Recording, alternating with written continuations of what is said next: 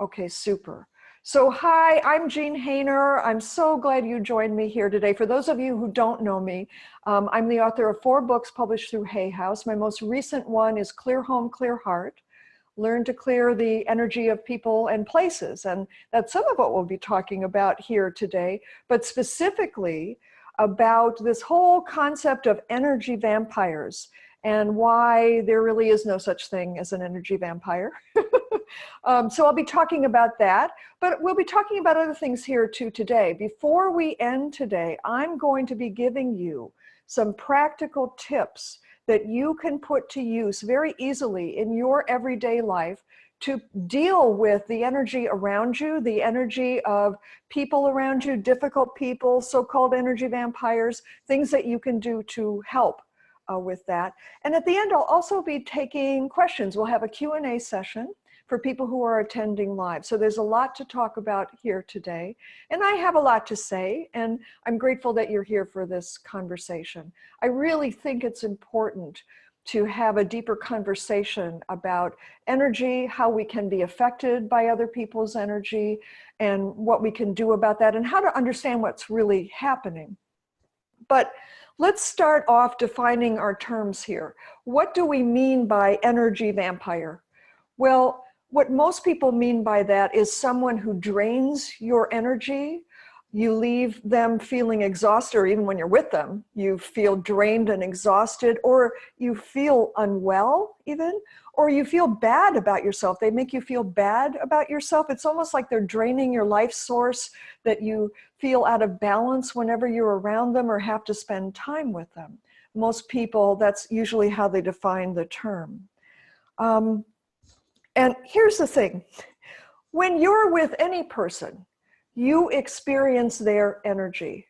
You are affected by their energy to one degree or another. Now, if they are a wonderful, positive, happy person who's in balance and relatively emotionally unstressed, you probably feel really good being around them. We all have people like that. They just walk in the room and we feel better being around them. We're experiencing their energy. It makes us feel good because their energy is in balance. And then there are some people you may have experienced at work, people who are stressed, who are anxious, that you don't feel so good being around them because you're experiencing their stressed energy. And it stresses your system. You can be soaking in a little bit of their stress, or at least being affected by it. Some people severely so, and I'm going to talk about that in a minute. You may feel drained after being around these people. And excuse me, I'm looking down at my notes here so I don't forget anything that I want to talk about. But if you feel unwell or exhausted or drained or bad about yourself after spending time with someone, it's not because they soaked in your energy, they took your energy. It's because your experience of their energy was stressful for your system, that you didn't have the tools to be able to deal with that energy, and it did negatively affect you. Absolutely. There's lots of people like that in this world. It's like there's a spectrum, there's a continuum.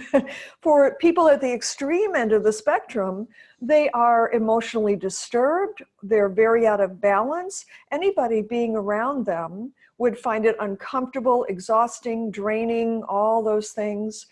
There's people kind of in the middle of the spectrum who maybe are just having a bad day, or they're anxious, or they're stressed in some other way. We're also affected by that, but it's not as noticeable. We don't distinctly attribute it to, oh, it's them, it's their energy affecting me. But it's the same sort of thing, it's just a milder version. If you consider yourself an empath or a highly sensitive person, it can be really difficult to be around people whose energy is out of balance, whose emotions are out of balance. Because if you're an empath or a sensitive person, you're more open energetically in certain ways. You take in the energy around you in certain ways. Energy is information. And if you're open in that way, then you're open to information. But none of us are really trained what to do with that. And I'm going to talk about that more in a minute too, because it's not your fault if this happens to you. It's not your personal failing. It's not your mistake. There's a reason why this happens, and there's a reason why most people don't know how to mitigate it, how to deal with it. So if someone is emotionally disturbed, it's often not obvious because most of the time they may behave like a normal, rational person. um, you may think if they're mistreating you or they've said something unkind or the way they're acting is wearing you down, you may think it seems reasonable to assume that you could have a rational conversation with them and explain to them very clearly about how their behavior is affecting you, how what they said affected you. If you just found the right words, you would get through to them, and then they would go, "Oh, thank you so much. I didn't even realize," and they'll change their ways. But that is not what happens. These people that we often define as energy vampires, these are people who are emotionally severely out of balance. They're emotionally disturbed. They're the sociopaths, the psychopaths, the narcissists, the borderline personality disorders. They can't just come back into balance. They are emotionally damaged. They were either born that way or traumatized at an early age, and they are emotionally damaged. And it is above your pay grade to expect that you can deal with them, reason with them, explain to them what their behavior is doing. And this is often the crazy-making thing. Now, another side of my work, based on Chinese medicine, and all my work is based on Chinese medicine, but the other side of my work is actually about diagnosing people's personalities. What most people don't know about Chinese medicine is there is a spirit level side of Chinese medicine that isn't so much about dealing with physical health and diagnosis. It's about diagnosing personalities. It's about understanding who someone is. And it's almost like the Chinese version of psychology. We can bring this into play here in terms of helping us understand why we react the way that we do to people and how we may be contributing to our experience with the so-called energy vampire. So for instance, there's a certain personality type who is very, very kind, always wanting to help people, wanting to be of service in life. If they see another human being suffering, they step up to try to help. This is a wonderful thing, of course. But you know, every characteristic always has two sides to it. It will give us many benefits. And these are some of the benefits of kindness and compassion and always wanting to help. That's great. But the downside of that is that unconsciously, our system can think that in order to help someone else, we should open to their energy and try to relieve them of some of their load, to take some of their pain away, some of their suffering, that will help them. And in fact, it does. They go away feeling so much lighter, so much better, but you go away often feeling exhausted, weighed down, unwell, out of balance, and not recognizing what you've done, that your system was trying to help by offloading, by taking some of their stuff and loading it in your backpack. That's not a way to help someone. It can be often completely below the level of your awareness, but it can also show up in terms of choices and behaviors. So for instance, if you're on the phone with one of these people and you've been on for half an hour already and still they're downloading, it almost feels like they're sliming you through the phone about this and that, and they're emotional, and you don't want to hurt their feelings. So you think, oh, I can't hang up yet. Oh, she's still so upset. And well, this can be a boundary issue that we're going to talk about. There are ways to deal with this. Another personality type that I often see in empaths is someone who is extremely open-hearted, which is a beautiful thing. They believe on some level or other that love can heal all, that if you can just stay open-hearted with someone, that eventually that will do it, that will help. And so no matter how much you're mistreated, that you try to stay in your heart and stay open and still be loving toward them, no matter how much you're hurt by them. Well, here's the thing. Chinese medicine teaches a lot about people with open hearts. And one of the wonderful things about people who are naturally open-hearted is that you broadcast a message to the rest of the world that you're open-hearted. This draws people to you who are emotionally available for love, who have open hearts too, this is a wonderful thing. This is a benefit. But there's a downside to this, that you broadcast a message to the world that you're open-hearted, and someone whose energy is disturbed also receives that message. The way that they interpret that message is that your heart is a receptacle for their pain, that they are drawn to you knowing that they can even attack in a way to put some of their pain in your heart to hurt you emotionally, even physically. And then they go away feeling better and you're damaged, you're hurt. This is yet again another way that you should not be helping people.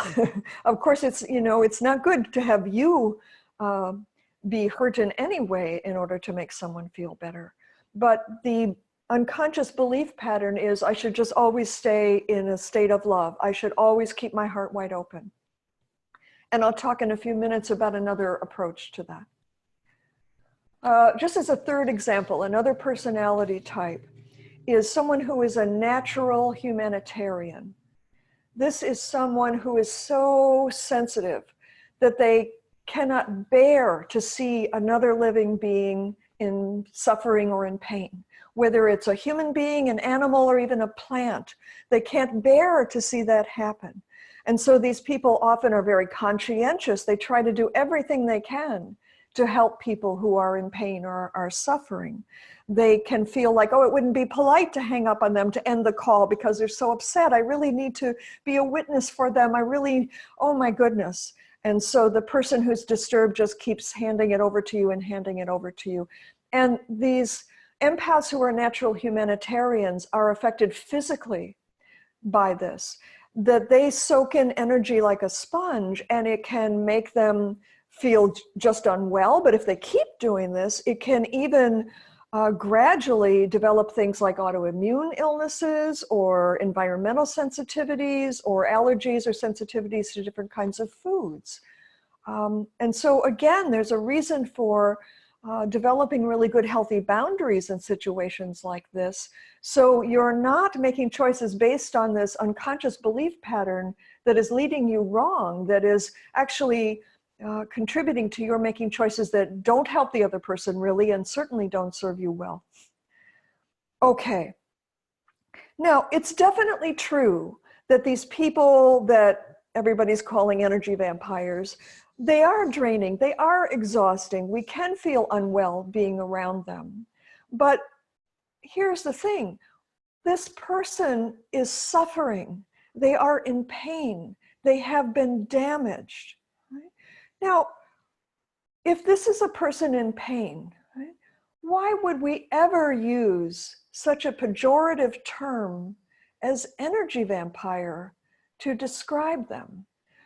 I know that everybody listening here does not want to add negative judgment to the world.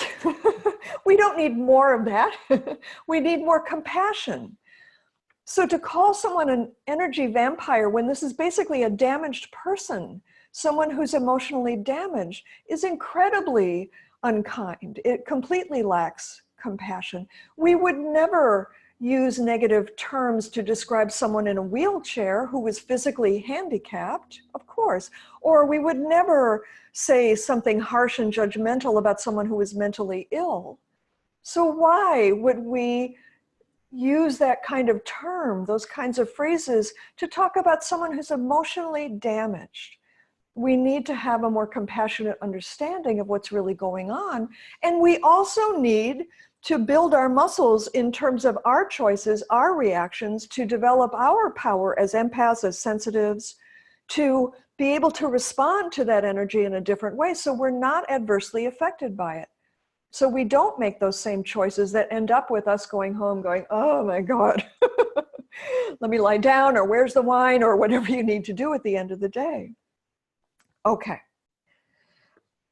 One last thing about this, even the term energy vampire, when you think that or when you say that, how does that make you feel? Doesn't it make your energy tighten up in kind of fear or anxiety about, oh, energy vampire, oh my God. So it immediately puts you into reaction. It's not helping you either to define someone that way.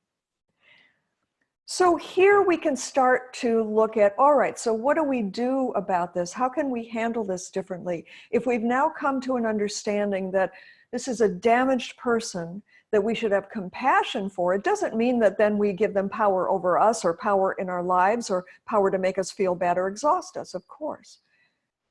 Well, it's interesting because often the advice to people, if someone has a so-called energy vampire in their life, the advice is to avoid them. And well, that's handy.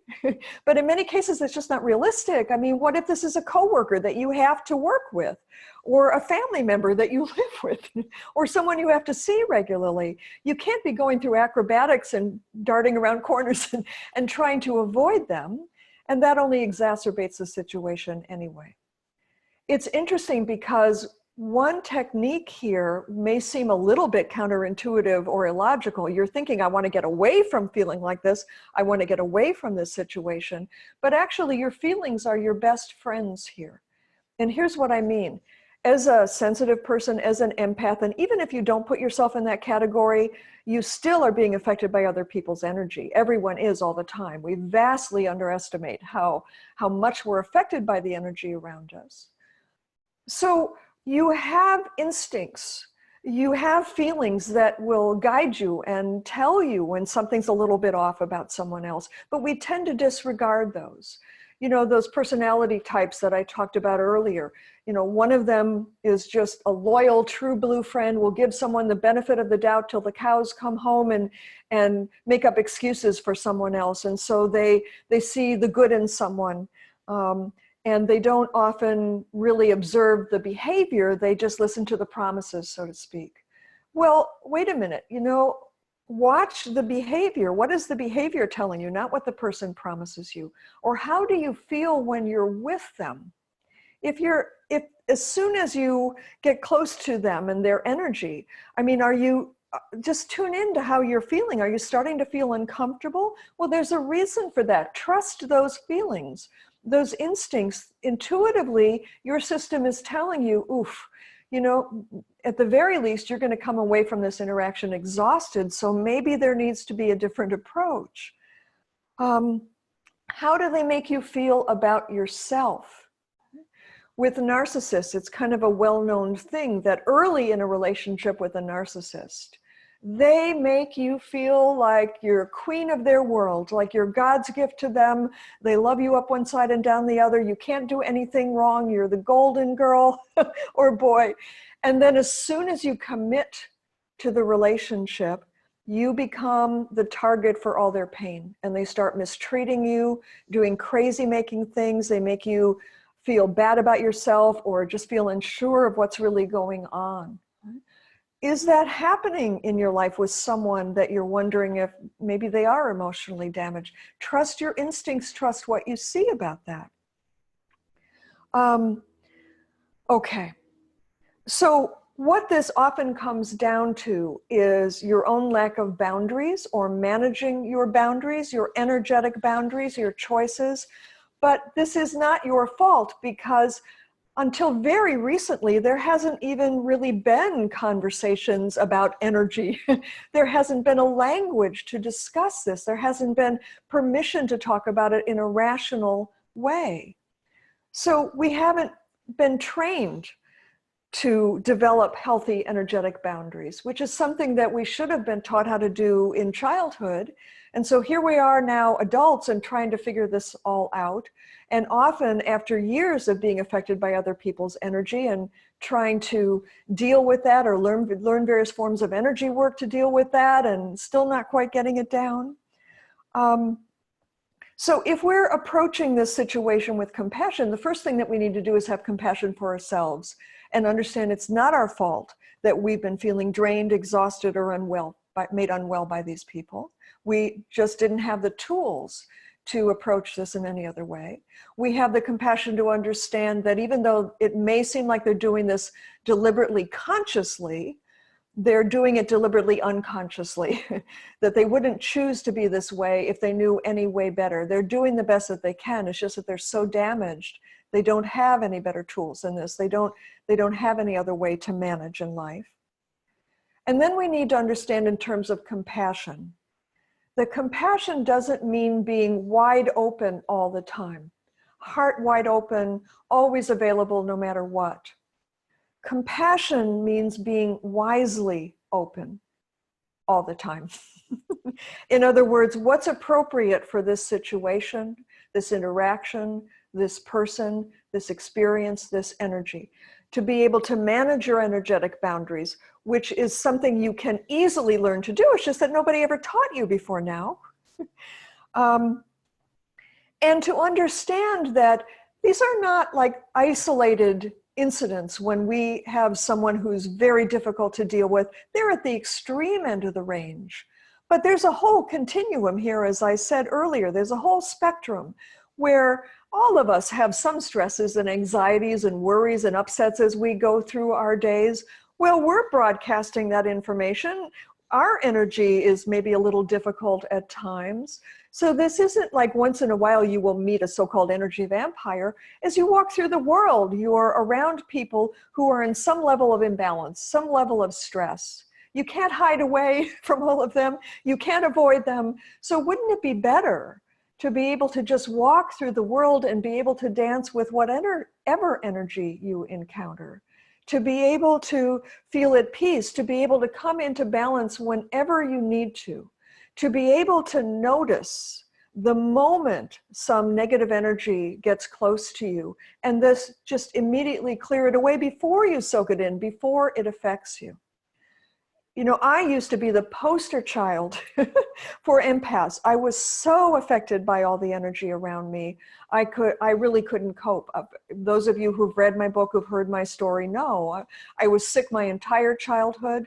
It really wasn't until I was in my 20s and married into a Chinese family and started learning from my mother-in-law about Chinese medicine, feng shui, Chinese psychology, face reading, birthday reading, things like that, that I started to realize, oh my gosh, you know, maybe there's not something terribly wrong with me, and maybe I can find some ways to cope in the world. Maybe there is such a thing as invisible energy. And maybe I have energy that I can be in charge of. And, you know, I always say to people, I studied 35 years, so you don't have to. I studied 35 years, so I can teach you this stuff in a couple of days. That's the benefit of my experience with this. So, you know, I always joke that everybody tells us that we are beings of light, that we have this beautiful luminosity that shines from our spirits, and that is true. That is absolutely true. But unfortunately, there is a fog of energy around us that prevents our light from being seen, often is the case, because we've taken on energy from other people to a great degree. We've soaked it in all our lives and are still carrying some of it. And also, this fog around us is made up of the energy of our own life history, our own unresolved issues, the things that we haven't fully been able to recover from. That can kind of hang as debris or a residue in our energy field to block the light from shining through. So I often joke that, you know, people don't so much look like beings of light. They look more like that old cartoon character Pigpen from the Charlie Brown cartoons, you know, the one I'm talking about with the debris field all around him of the dust and the dirt. Well, this is, you know, energetic debris. And the beauty of my book and what I teach is that you can learn to clear all this. You can learn in a very short amount of time and very quickly about how to clear all this stuff so your light can shine through. So here's the thing. You have a living field of energy that is beautiful, and it can be worked with gracefully, subtly, gently to clear the stuck energy, the places where energy isn't flowing, whatever is blocking you from moving forward in life or exhausting you or weighing you down or all the old stuff that you haven't been able to let go of yet. It's just energy. And unlike other forms of energy work, the work that I teach, energy clearing, isn't about doing something to you to force a change, to rip it off, to get rid of it. It's not about judging it as bad. It is really just about Well, for me, it is the most respectful and honoring form of working with energy that there can be. That it isn't about doing anything to you, that it is really just about allowing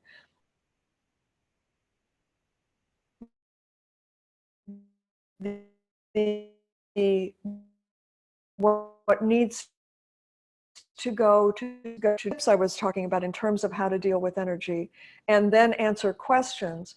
But, and I always tend to forget this, so let me just say that up until now, up until this year actually, the only way that you could learn how to do energy clearing was to come to a week-long retreat. And I only taught those twice a year, once on the west coast of the US and once on the east coast of the US. I still do those. There's still both of those happening this year. And in those retreats, you learn how to clear the energy of people and places, space clearing as well. But I know that not everybody can take a whole week off and invest the time and energy and money into attending a retreat. And so this year I've resolved to bring clearing to you. So what I'm going to be doing this spring is teaching 2-day workshops in various cities to teach you how to do energy clearing for yourself, for other people, for any living being, personal energy clearing. And by any living being, I mean animals, I mean plants in the garden, any living being, you can clear the energy. These, the cities that I'll be teaching in April and May will be starting out in San Francisco, then Seattle, then Chicago, and then London for anybody who has friends in the UK or Europe. That one will be taught by Zita Leckeberg, my certified practitioner and teacher in Europe. She's very excited. This is her first weekend workshop teaching. And then the final one will be in Boston in the 3rd weekend in May. So no matter where you are in the US or UK and Europe, it should be relatively easy to make time just for a 2-day workshop. And you will emerge from that workshop able to clear your energy and the energy of anyone that you know, anyone that you care about, all right? So in order to find out about those, you just have to go to jeanhainer.com, and on my website, there's an events page, and you click on that, you'll see all the workshops listed, and there's a long flyer there with all the details and everything you'll learn and all the benefits and all the cities available to you, okay? So I hope you'll check that out. Now, one other thing I want you to know is that I'm going to be doing these webinars once a month. So next month we'll do one about a different topic, not about energy vampires. And hopefully every time you'll learn something new or find some new technique or benefit from that. You will find out about these webinars in 2 ways. One is I'll post it on my fan page on Facebook. And the second way is I'll email you about them. But if you're not on my email list, it will be hard to find out about them. So all you have to do is go to jeanhainer.com and click on the contact link and send me a little message saying, please let me know about the webinars. And we'll be sure to let you know about the next one. Okay. Okay. Good, good. So I'm using up a lot of time here. Let me give you these practical tips of things that you can do in your everyday life to help you manage your energy and to also have good boundaries so that you're not negatively affected by other people's energy. The first thing that I would suggest that you try, and this is very easy, can only take a few minutes, is before you leave the house in the morning, do a scan. And what I mean by that is just kind of scan how you're feeling physically right now. While you're still at home, relatively relaxed, not yet out in the world, how are you feeling physically right now? Is there any tension held anywhere in your body? Any aches and pains, anything that doesn't quite feel right? You don't have to do anything about it right now. This is just kind of a baseline reading of how you feel right now. So just take a moment and do that before you leave the house. And then you do a second scan. And the second scan is not about how you feel physically, it's how you feel emotionally. So just do another scan before you leave the house. So how am I feeling emotionally? Well, I'm feeling a little bit anxious right now about that meeting at 9. And I'm worried about my child doing well at the test at school. And if I'll remember to do everything I need to do today, whatever it is, what's going on with your emotions right now?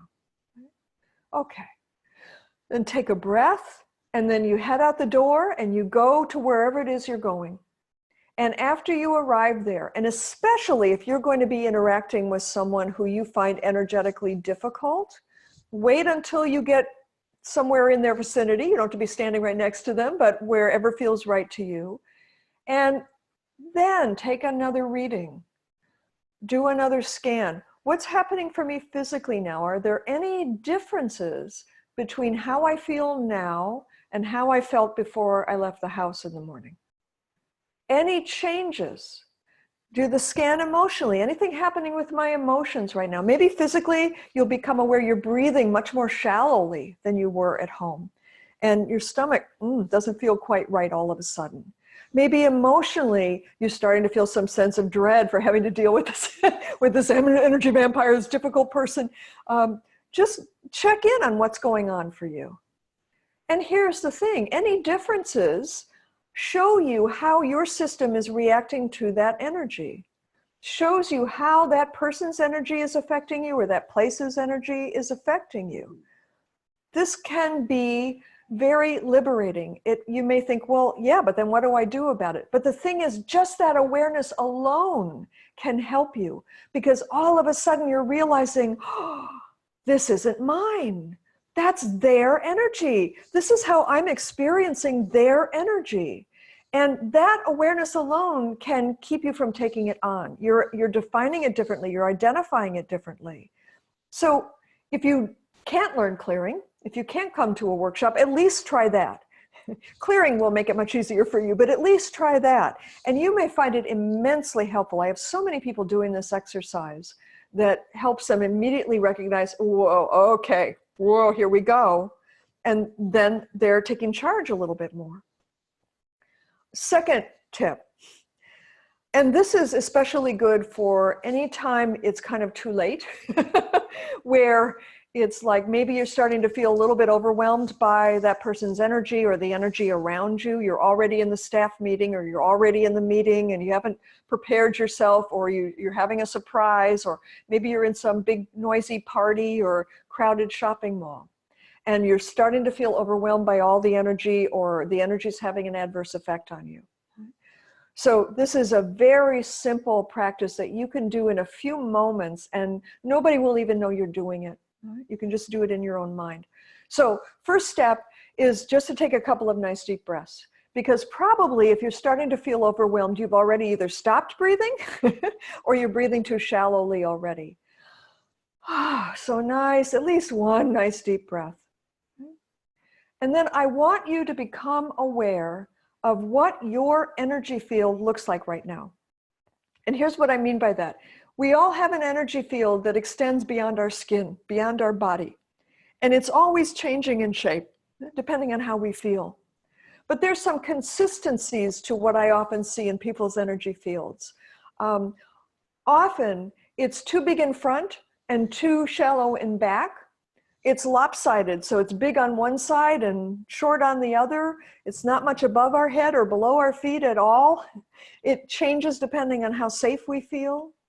And your energy field should be equidistant around you, above, below, and all sides, front and back. But there's a reason why it tends to get lopsided. One reason is that we all have a tendency to shoot all our chi, all our energy out in front of us, way out in front of us. Now, there's a few reasons for that. One reason is that we're all taught that we won't be happy until we get there, that place out there, reach our goal, achieve this, get the raise, meet the person we're going to be in love with, whatever it is. We won't find happiness until we're there. So we're always chasing that carrot on a stick. And of course, as soon as we get there, we move the goalpost, so to speak. And it's like, no, no, no, we can't be happy until we get there. So our energy expands out in front of us. But there's another reason why we can expand our energy out too far in front of us. And that's because, especially for empaths, we're scanning all the time. We want to catch the bad energy before it gets too close to us so we can get away or protect ourselves in some way. So we get really big. But the problem with that is it doesn't keep your chi nice and close to your body where you can benefit from it. It dissipates the chi, it weakens it, it scatters it. The reason there's not much chi behind us often is that we don't pay much attention to support behind us. We're all focused on it's all up to us to make this happen. We got to go for it. And so it gets too shallow in back. It may extend out to the side because we're worrying about someone. And so our energy is a little stream of energy going off to the side, and we're losing energy in our worries. So the next step then is, once you become aware, even if you have to pretend, use your imagination about what your energy field looks like. The next step is to imagine yourself gathering it back closer to yourself, kind of scooping the energy back closer to yourself. You can, if you're alone, you can raise your arms and really literally scoop it back in, or you can just pretend if you're around people and you don't want to be embarrassed, but bring it in closer to your body, as close as you want. I mean, some people want it really close, like just a few inches out from their bodies, and other people maybe a foot out from their bodies. The same distance out in front as in back, to each side, above your head and below your feet, kind of like a nice egg shape or a sphere of energy all around you. And this does two things, two important things. The first thing that it does is it brings your personal chi closer to your body. It creates a wonderful, rich, strong, saturated source of energy for you to draw from as you go through your day. If your energy field is too big, it's not there for you. It's all out in the distance. Bring it close and, oh boy, you won't be as tired around the difficult people. But the second thing that it does is that this creates a boundary. It creates a place where your energy leaves off and the rest of the world begins. And that is very important, consciously, that you're aware of, okay, here's where I end and here's where everybody else begins. That is the beginning, at least, of establishing some good, healthy boundaries so you're not adversely affected by the energy of other people, whether they're emotionally damaged people or just temporarily stressed people.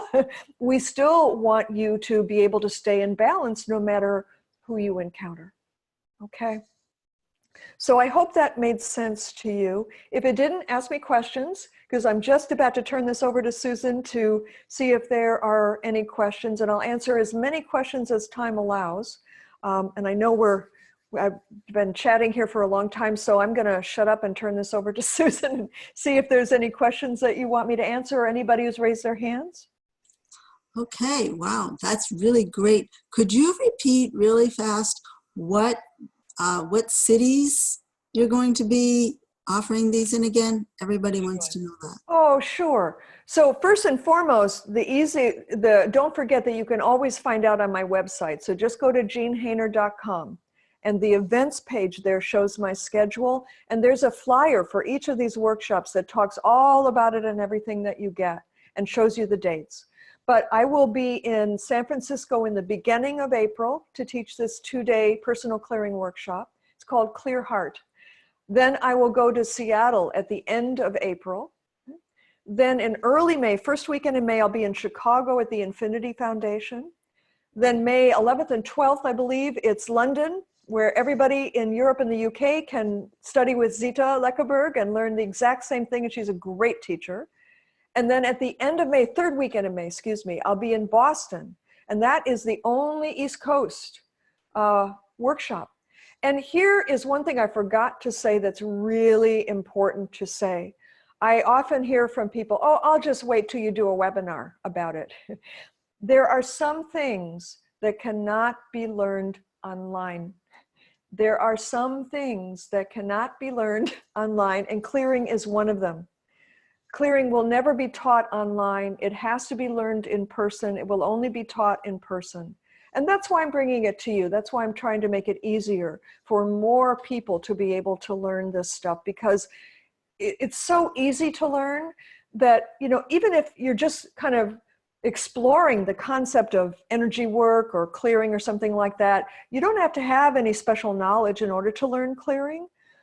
But I also hear from people who have been working with energy for 20 years, who have a very sophisticated knowledge of energy already, that this refines their work to what they call as the highest level. It's really kind of well, someone told me recently, it's the cutting edge form of energy work. It's the most evolved form of energy work. And I don't say that to be hyperbolic or to go, oh, look at me. It's like, I just believe in the value of it so much.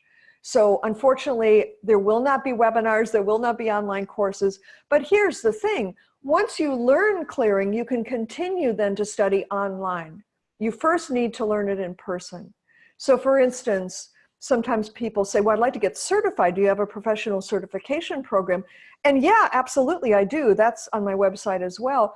The first two stages of that require an in-person workshop, but after that, the rest of the certification program is done online. So you have to learn it in person, but after that, you can go home to wherever it is you live and we can continue to study. I can mentor you. You can develop your skills that way. Nice. Okay, well, we do have some questions. We have a lot of questions. So let's start. We have one, someone wants to know, why is it that so many people talk about energy vampires, and what would be a good way to describe these people, since we're really not wanting to use that terminology? Yeah, that's very nice, because how do you talk to people about this? Well, I just think that, you can say that they're emotionally damaged. These are emotionally damaged people. They're in pain. They don't realize what they're doing. They can't do any better. They're the equivalent of someone who's physically handicapped or mentally ill. You wouldn't say unkind things, use unkind terms about those kinds of people. A lot of this has to do with your tone of voice, Wow, it's terrible that they're so emotionally damaged that they're treating you like this. Give that person just hasn't learned a better way. This is the unfortunate thing about kind of this judgmental term that's been spread around. Everybody latches onto that, and they just haven't been shown a different way to talk about it. And so now this is your role to help me out, to help people bring more compassion and understanding into this. Remember, it's not about being wide open, it's being wisely open, but it's also not about being hard-hearted or close-hearted, and certainly calling someone an energy vampire is a close-hearted thing to do. It is. So someone wants to know, how can I protect myself from a vicious narcissist? Well, and this is a good point. Thank you for asking that question, because another benefit of learning clearing is that you gradually discovered that what happened to all the narcissists? What happened to all the energy vampires? What happened to all the difficult people? As you come more into balance, you don't attract narcissists anymore. They don't show up in your life. They can't find you anymore. They're targeting people who have receptor cells for that kind of thing, and you no longer do. So my suggestion is, and you can at least start learning clearing by just reading my book. That's the cheapest and easiest way. It's in a lot of libraries. You don't have to spend money on it. Clear Home, Clear Heart is the name of the book. Follow the steps in that book, because it is a textbook that teaches you how to do energy clearing as well. Now, there's only so much you can learn from a book, but that at least will get you started. You can clear yourself. You can clear other people. What you will find is that the narcissist just suddenly goes away. So it's not about protecting yourself from them. It's just about changing your energy, and then it's like they don't even see you anymore. Yeah, I can attest to this.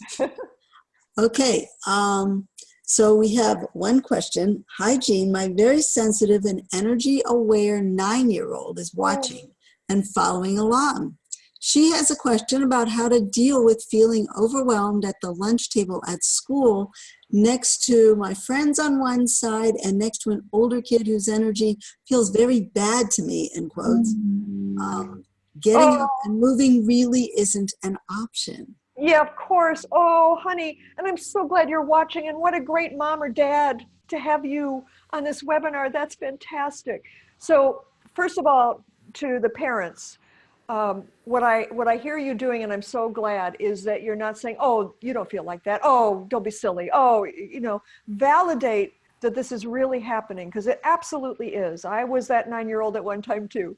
And so understand there's nothing wrong with you. In fact, this is a special skill. This is a special talent that is going to serve you very well all your life. There's huge benefits to being an empath, but we need to learn to manage the downside of it first. That's the first step. And I would suggest that you do that exercise about pulling in your energy. Just pull in your energy. You might need to bring it really close. Pull it in on all sides and recognize, okay, oh, this feels much better. Because most likely as a sensitive kid, you're too open energetically. So start with that. And then the second thing I would advise is for mom and dad once a week to do a clearing for you. Again, you can learn it from the book. And if they can come to the workshop, even better. It's very easy to learn. Don't try to learn clearing yourself. Nine-year-olds are too young to learn clearing. You're too open energetically. You're not mature enough to learn it yet. But mom and dad can do it for you. They can clear you. And that also can have a fantastic effect. And lastly, don't think there's something wrong with you. This is a special gift that you have. There's a big downside that the world doesn't recognize, but we do, and we're there for you. And mom and dad, I would really recommend, if you're not already, if you don't have the book and are on the private Facebook group for people who are studying, do that, because I'm on there a lot. You can ask questions, you can get clearings.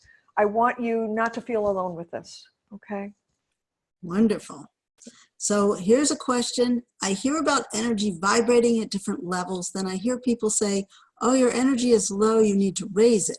That sounds like human thinking to me, the high and low thinking. Is that incorrect? Oh, I love you. I love you. Yeah, it sounds kind of judgmental to me. Yeah, that is, it's, you know, kind of someone up in the head trying to analyze this or figure this out logically, and energy just doesn't obey those rules. I don't know why they would be saying that to you unless they think that you're tired and they're trying to help, or you're in a bad mood and they're trying to help, but that's certainly not a very helpful comment for someone to hear. So I would just consider the source, recognize, okay, that's the most that they know, but I know more than they do, and just let it bounce off of you. Don't take it in. Exactly. Somebody wanted to know if there's any suggestion about diets to help keep your energy in balance. Well, you know, in my workshops, we do teach about that, but here's the thing. Even Western medicine is now coming to recognize that there's no such thing as one pill fits all. There's no such thing as one diet fits all, that the future of medicine is personalized medicine. Well, Chinese medicine knew that thousands of years ago. So there is no one diet or one right way. But in my courses, if you take the courses and continue, if you take the face reading courses, things like that, you have a personality type that has a certain kind of energy for whom certain kinds of foods will be important, or certain ways of eating. And also there will be certain patterns of choice or behavior that you're not even aware of that you're doing that can interfere with digestion and things like that. And so having your eyes open to what your personal patterns are, how your approach should be, is incredibly valuable. You're absolutely right. There are certain ways. But one thing, if you get to know me better, you'll know that I am not super rule-based. It's not like my way or the highway. It's not like everybody has to eat like me. That's ridiculous. And the more you find a teacher who controls, the more quickly you should say thank you very much and walk away. So I would tailor and design something specifically for you, for your energy, for your personal patterns. Thank you. Here's a question. Why do I feel it around my body just above my belly button when I feel overwhelmed by someone? Interesting. Well, there could be a number of reasons. One reason is there are certain patterns of energy that we all carry in an individual way, where that may just be your weak link in the chain. In other words, for some people, it's the belly area where they feel stuff. For other people, it's the head. For other people, it's other parts of the body. So it may just be, ooh, that's your kind of sensing mechanism. That's the first part of your body that talks to you. But if you only notice it with this one person, it may be that they literally are kind of hooking into your energy in that part of your body, not maliciously, not trying to harm you. It can come from a needy place, and they're not even aware they're doing it. They don't know they're doing it. And so clearing also can help with that. But even the exercises I gave you about creating that nice energy field that's closer to your body, you may find that that just deals with the problem easily. Okay, we have a question. What are the main differences between the 2-day and 7-day workshops? Well, and so let me differentiate here. They're not 7 days, they're 5 days, but that's basically a week. So in the 2-day workshops, you learn how to clear people, living things. Of course, we can't go as in depth in 2 days, and partly because of the time shortage, but also because you go home at night, and so you get sucked back in to your regular life. You take out the garbage, you deal with the dog and the bills, and then you come back the next day and there's more to clear just from when you went home. But you learn personal clearing. In a 5-day retreat, of course, we go much deeper, and you don't go home every night, so you don't lose ground as much. You gain momentum each day. We do things like ancestral clearings, which is about clearing the lineage, clearing back up the family line, because all of us to one degree or another have inherited some energy from our ancestors that may benefit us or may be a detrimental influence. And so that's part of the 5-day. But also in a 5-day retreat, you learn how to clear spaces, your home, your office, your business, your car. We're affected by the energy of environments as well. Who lived in your house before you? Some of their energy is still trapped in the house. Some of your own feelings are stuck in the house. The chi may not be flowing very well and can be contributing to keeping you stuck in life. So as you may imagine, there's a lot we can accomplish in a 2-day workshop, but if you already know you really want to go for this and learn everything, then do come to a retreat, come to the full 5 days. And they are fabulous, beyond fabulous. They will change your life. I'm just here to tell you. Okay, somebody wants to know, I'm always aware that my energy doesn't extend behind me.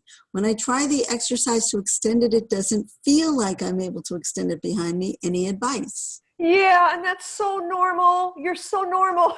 Everybody struggles with that because it's just a foreign experience. We're totally used to just shooting it out in front of us and not having it behind us. It'll just take a little practice. This might be something you practice every day for a while. It only takes a minute, and see how that goes. That ability will grow, okay? So don't think there's something wrong with you. That's very normal. It's so true. Can some people's energy have tendrils that reach out to other people, places, and things? Thank you, Jean. Yes. And really everybody's does that, but some people more noticeably, some people, there's a lot more tendrils coming out, but sometimes in a good way as well. If you're a parent, you will always have a little stream of energy going toward your child with love, with kindness. You're thinking of them, you're sending them good thoughts. We don't need to clear that. That's not a drain to your energy. That's fine. But if there's someone in your past that you still haven't forgiven or haven't gotten over or have some unresolved issues with, there can be a little tendril that goes out to them that's hooked into them and hooked into you. That's not helping you or them. There's many ways that our energy kind of interacts with other people.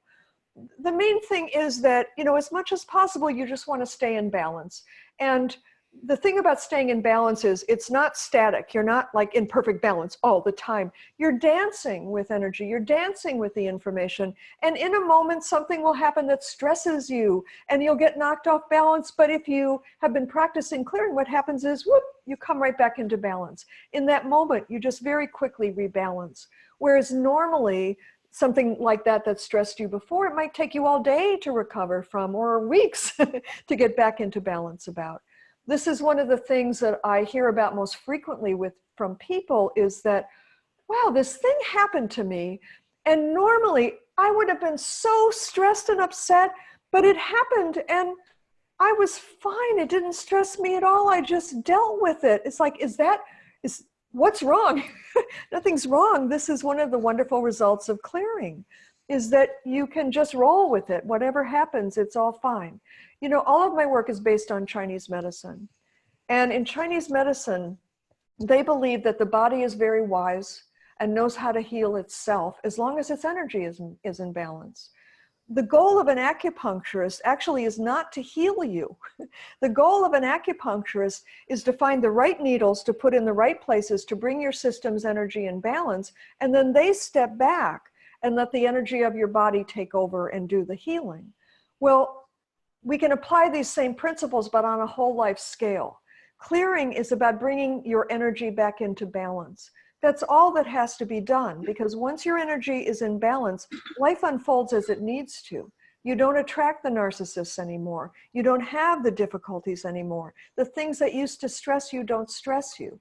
You're not carrying the baggage into the future and kind of recreating your future based on your past. It's really quite remarkable, the fact that this is so subtle and so gentle and yet still so powerful. I think that's the hardest thing for everybody to kind of wrap our minds around is, wow, how could something this easy be this transformational? Excellent. It really is transformational. It's so transformational. It changes your life in ways you can't even imagine. We have questions from people. There's someone who's saying that, what if you're married to a possible narcissist, not interested in divorce? Do you have suggestions? And also, people who are in Australia are wondering, well, how can I learn if we can't do it online? Oh, I know, I'm sorry. I'm only one person. I haven't learned how to, what is that, co-locate, move through space. So there's nothing happening in Australia yet. We do have a lot of people from Australia and New Zealand who've come to retreats and workshops to study, and I know that's not possible for everyone. So sorry about that, but at least we have these webinars every month, and do read the book and join the Facebook group, and hopefully eventually we'll have someone teaching there, if not me. And there was a first part of that question, Susan, or am I misremembering? Oh, no, the first part was about being married to a possible narcissist, not Right. wanting to get divorced. What can she do? Yeah. So here's the beautiful thing. We are all in one big sea of consciousness. We are always affected by the energy around us all the time, not just with the people in the same room that we're in or in the same house that we're in. We're all affected by energy no matter where people are. The people who we know and love and are close to, they could be on the other side of the world, and we're feeling their energy. We're affected by how they feel. Anybody we interact with, but even as a whole, I mean, those of us in the States for the last couple of years have certainly been in a big cloud of anxiety and stress due to the events that have happened. Well, that's all affecting everybody else as well, and clearing can help with that. The reason I'm saying this is within your marriage, as you come more and more into balance, it doesn't get contained within your energy. It can benefit your spouse as well. So all the wonderful work that you're doing on yourself changes the message that you broadcast, that they pick up, and that can change them. So I don't want you to think, oh, I'll be all alone with this. No, you may find that they think it's ridiculous and silly what you're doing, and that will be up to you to deal with and not buy into. And it will be very important for you to observe behavior and not promises, and to take good care of yourself. We don't want you to stay in a situation that is harmful to you, but it doesn't mean you have to leave. And I hear that you don't want to. It means that you have to take good care of yourself, and that means energetically and emotionally as well. Okay, is a 16-year-old too young to take the clearing class? It depends. I usually say 16 is fine, but it depends on how mature that 16-year-old is. So if you feel that 16-year-old is relatively mature, then that's great. For me, usually 16 is the cutoff. I do a lot of private clearing sessions with people over phone or Skype. And, sometimes I do a clearing for a 16-year-old and, I get a grunt when I ask them questions like, yeah, no. And I would rather do the clearing with their parent, where I can talk a little bit more freely about what's going on, clear the child with the parent there and not the child there. But sometimes 16-year-olds are very mature and we have a wonderful conversation. And so if you think that's the case, then yeah, please, gosh, how wonderful would that be? And I have had teenagers in many workshops. How great to, at such an early age, have this capability. How life-changing will that be for the decades to come? I think that's fantastic. Good parent. Yes, yes. So, okay, I think we have a couple people with their hands up. I'm not sure how this is working tonight. And I'm looking at time here, so let's do 2 more questions. If we can get people with their hands up, that's great. And then I think we'll need to call it a night, because I don't want to take up everybody's time here. You were nice enough to log on. All right, so let's see. Okay, Bridget, I'm gonna call on you. Let's see. You should be able to unmute yourself. Yes? Bridget? Yeah, see, we're having some issues with this tonight, I'm sorry to say. Well, and sometimes it's a Zoom issue where the person It has an could be. outdated version of Zoom or. Right, right. I'm not hearing anything. I'm thinking something, yeah. There's some weird things going on with this tonight. There have been people with hands up, and that's why I didn't call on them. Okay, let me see. Anne. Anne, can you hear me? Hello. Hello? Can you hear me now? Yes. Hi, Jean. Hi, and 1 second, Anne, because I'm seeing Bridget on the screen and that we need to unmute her. Oh, you're Can right. you hear me now? Oh, Yes. Yes. Well, wait, who, is this Bridget? Yes. Okay, Oh, okay, wait a second. so just to be fair, I've just muted Anne. Anne, sorry, but we need to talk to Bridget first because she was trying so hard. Oh, Right. thank you. And actually, Jean, it's okay. I didn't know how this worked. So you actually answered my 9-year-old's question. Oh, great, what a good mom. Yeah, so thank you very much. Tell your 9-year-old little girl. Yes, Pelagia. Oh, God, well, hi, you have the best mom. I know. Oh, God, that's great. Okay, all right. Okay, thanks, Jean. Thank you, Bridget. Take Thank care. you. I thought I had gotten her muted again. Okay. All right. Wait a second here. Okay, she's muted. All right, let's go back to Anne. And actually, Susan, I think we've lost Dan. I think we need No, to I'm move on here. to the other person. I'm- Susan, I think we need to move on to the other person, the next person. Okay, I think that's it. There's Anne. Okay, well, I'm that's here, fine. Jean. Can you hear me? Can you hear her? She's talking. Yeah, but it keeps going off. And so I think that, Susan, I really think I'm that here. it's probably best to just read me one more question Okay. and let's let that go. All right. All right.